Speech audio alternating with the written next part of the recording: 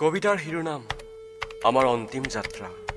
কথা দেৱজিৎ কলিতা, আবৃত্তি কাব্যশ্ৰী ভূঞা আৰু ইয়াস্মিন আলী। অজানিতে যদি কিবা ভুল হৈছে তাৰ বাবে আপোনালোকৰ ওচৰত আমি দুখিত। দেউতা, ও দেউতা, দরজাখন খোলা না জলদি, আমি ডুবি চাম এতিয়া। ভন্টি, ড্রাইভার দাদাজনক ফোন কৰ না।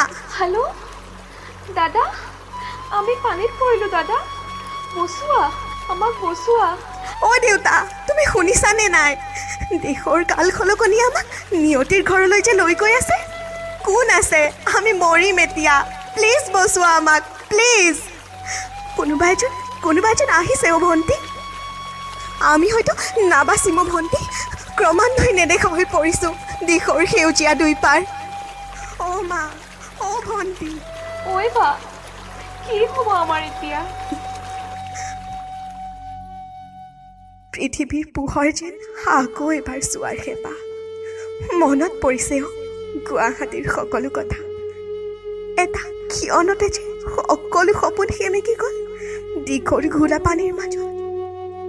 মৃত্যুৰ দুৱাৰত 5 জনৰ কান্দোনৰ ৰোল এবাৰো নুশুনিলে ভগৱানে। গুৱাহাটীৰ পৰা যে বহুত আশা দেউতাৰ পুৰণি গাঁৱলৈ, কিন্তু আজি নীৰৱ নিথৰ গভীৰ নদীৰ তলত সপৰিয়াল। আমাক বিচাৰি কতজনে কৰিছে চলা। 90 ঘণ্টাৰ পাছত পালে আমাৰ ঠিকনা। অন্ত পৰিল এক দীঘলীয়া অপেক্ষাৰ।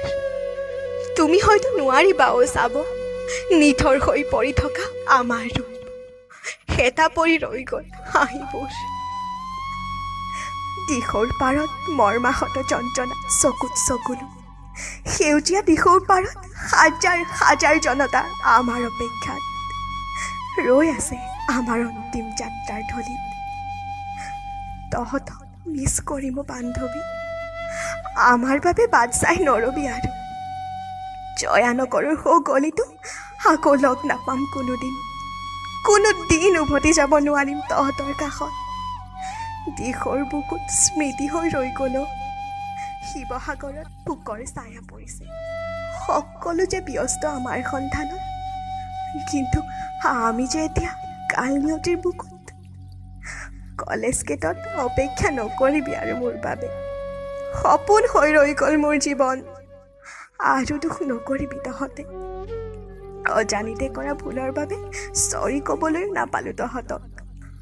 তহঁত ভালদৰে থাকিবি, চকুলো মুচ, কিমান কান্দিবি আৰু। হ'ব দে, চাহ মোৰ যাবৰ হ'ল, আমাৰ আত্মাৰ শান্তিৰ কামনা কৰি দি বাই। মুক্ত প্ৰকাশ মুকুতি আজি দেখো, দিশহাৰা হৈ ৰয় দিশে দিশে চলে মৃত্যুৰ